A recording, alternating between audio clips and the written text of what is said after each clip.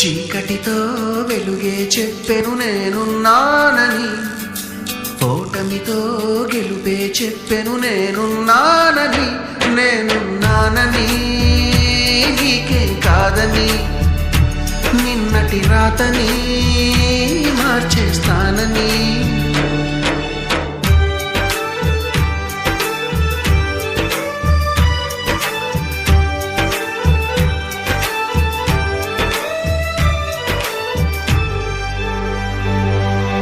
తగిలే రాళ్ళని పునాది చేసి ఎదగాలని, తరిమే వాళ్ళని హితులుగా తలచి ముందుకెళ్ళాలని.